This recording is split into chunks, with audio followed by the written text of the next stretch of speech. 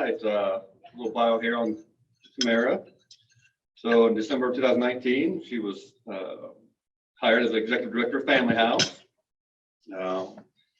She leads an amazing team of people who are dedicated to the mission of the Family House.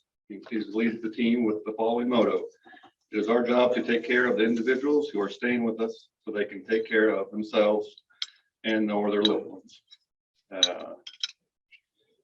Provide lodging for families and patients and individuals who receive medical treatment in the Peoria, Illinois area, plus much more. The team offers an ear to listen when someone receives difficult news. They're available to sit with an individual when they're grieving the loss of a loved one, or to celebrate when a family gets to go home after a stay in the hospital. Our team also fixes meals for our guests, so they do not have to worry about cooking for after a long day of sitting through appointments.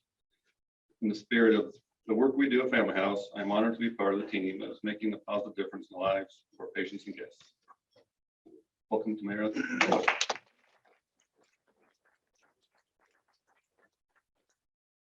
Thank you. And I'm going to do my best to stand behind the podium. I am a roamer. I roam around the room. So if you don't mind, that would be perfect.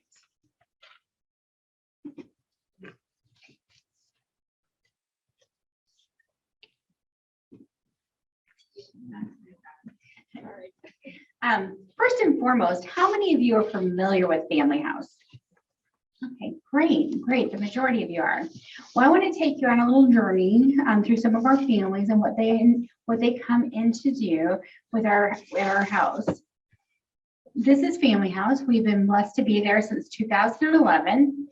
In this house, we have 25 bedrooms and bathrooms. We have a communal kitchen, and we also have great outdoor space. And I say that because it's very tranquil when you come back and you're outside and you see deer, or you see bucks, or you see wild turkeys. Although we're in Peoria proper, we are on the outskirts, so we get to see the wildlife around us. Our mission is to provide affordable home-like accommodations for families and patients of individuals who are receiving medical treatment here in the Peoria area. You know, and what we do is we accept people that are outside of 45 miles. So although we're in Peoria, individuals that were in that 45-mile radius, they can usually drive back and forth. These are individuals that are coming from out of state, out of country, and then out of a distance beyond that 45 miles. We started in 1985. I don't know if you're familiar with the house on Knoxville. Beautiful. I never had the opportunity to go in, but I hear there's a lot of stories in there. It's really kind of cool when families come back and they stayed in there and they tell me all about it. So I look forward to hearing those stories in the future as well. Like I mentioned, in 2011, we started. Whoops, sorry about that. Over the past year, we served 1,097 patients and 1,769 guests. They were from 4 different countries, 33 states, and 411 cities throughout the United States. So our outreach is tremendous. We recently, within the last 6 months, had individuals from Spain. And they came over because we have a great pediatric and cardiology area here in Peoria. We are known throughout the world to have that. And so they're not the first family I've had the opportunity to meet from Spain. So we do have a good partnership with them. When individuals come into the house, we try to greet them with a smile. You know, we always talk about the director of first impressions, because we want people to realize that when they come in, although they may have a lot of weight on their shoulders, we're here to help them. That is important to us. A representative shows them around. We take them up to their room. We make sure they have everything they need. You know, we had an individual fly in today from Florida. And so she's here with her loved one. And so she was talking, she's like, I forgot this, you know, essential need. And I'm like, just let us know what you need. We will make sure that we take care of it. And that goes beyond just, you know, the toiletries. When people come and they fly in, they usually don't have time to pack for their stay. So we have also partnered with community organizations to ensure that their needs are met with clothing, with formula, with diapers, you know, and so we do have that good partnership with many different agencies because we can't do it alone. We don't have the storage space to hold all this clothing. We don't have the ability to maintain all the different types of formula. And so we have that great partnership with community organizations. This is our lobby. They come on into our kitchen. And this is also has become our activity room. The individual guests that we have now are getting along very well. They've been there for quite some time with their loved ones. And in the evening, all you hear is laughter. And so it's really nice that they can have that time to just debrief, to get everything off their shoulder and have a little fun. They've played cards, they've played games, those type of things. If you go out to our parking lot area, you'll never know what kind of artistic ability the children have. We love the chalk. And so sometimes it's covered and sometimes then the rain washes it away and the next day it's got drawings all over the place. So if you want to see some creative work, please come out. That's our bedroom. We do have a conference area that we do offer the opportunity for people to come if they need a space for a small meeting. Please feel free to reach out to us. We do offer that space at no charge. It's important. We could not do this without the work of other people, without the volunteer opportunities, because we touch so many lives, but we can only do so much individually. We do have our Heart of House program. This is where people can come in and provide meals to our guests. They can also provide meals to come in from a restaurant, just pay for it and then send it over, or gift cards, that we can then provide those meals to those individuals. It's really exciting when we post that we're going to have a meal tonight, because like, oh boy, and it's like everyone comes down around the same time if they're there. And it's usually not at 5 o'clock, it's usually around 7 when people get back from the hospital. And then we're involved, and on the cards on your table, it will show some of these as well. But we're involved with Amazon Smile. Have you heard of that? And so if you haven't heard of it, it's an opportunity for you to purchase the same items you purchase on Amazon, but then give a percentage back to an organization. And we are on that, as well as we receive support from Kroger's. Kroger's has a mechanism, a community support mechanism as well. And so we get the funds from those to help offset this program. Build a pantry. As you can imagine, when we have 20 rooms, sometimes 3 to a room, we go through a lot of food, and so we're always looking for people to support our Fill the Pantry program. In the fall and in the spring, we offer a challenge. And last year, Steve's Bank won the challenge of how much food or items they could collect and then provide that. But we had several different organizations that worked in partnership, and we're hoping to expand that this year. The wish list, we have that, the Amazon Smile, and I talked about the others.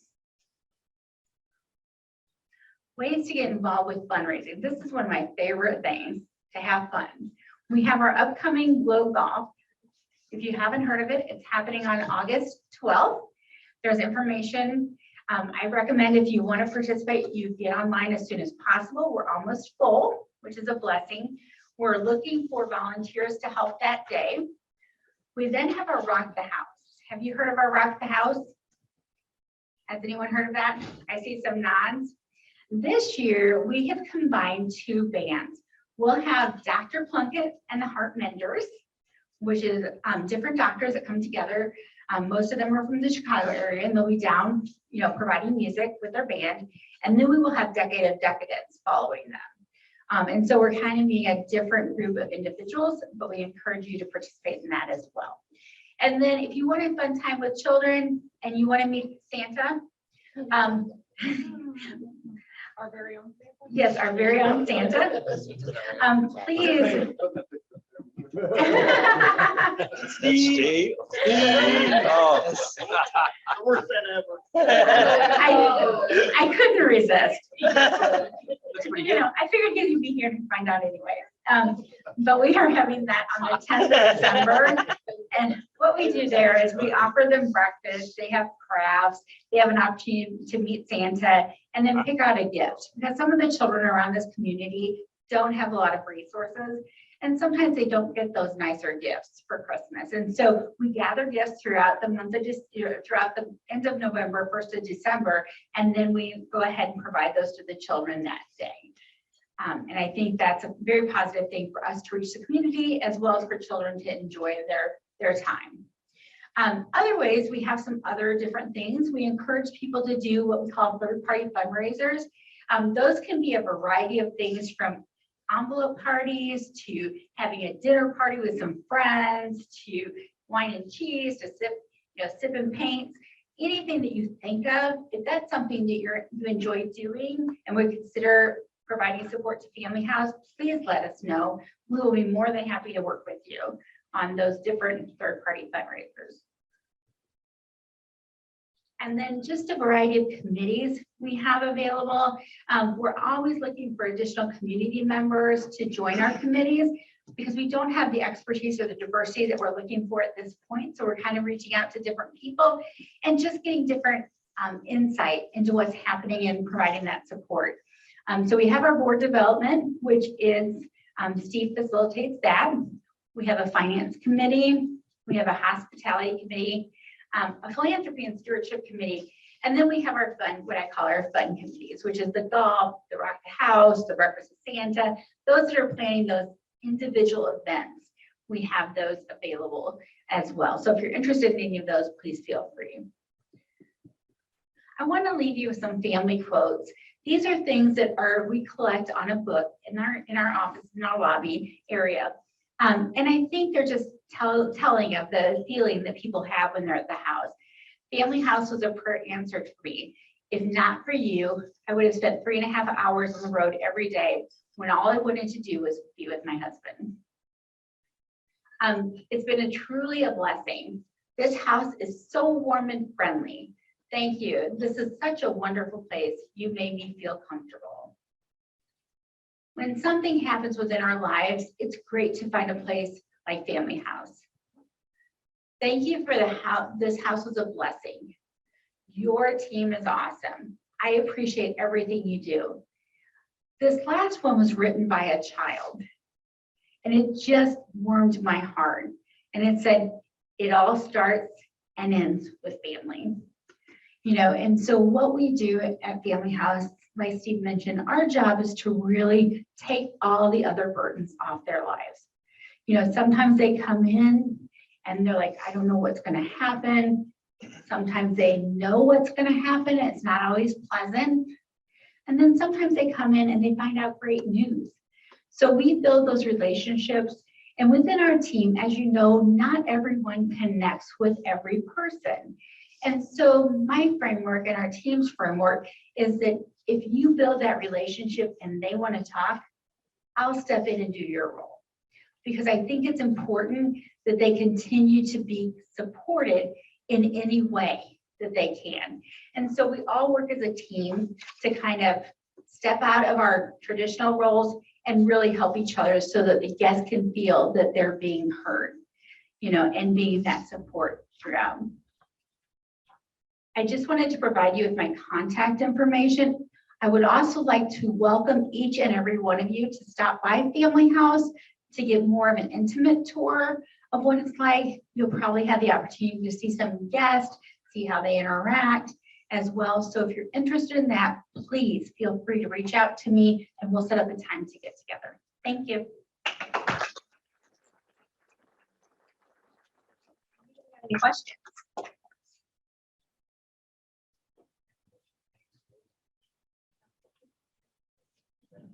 How do families make a reservation or come to you?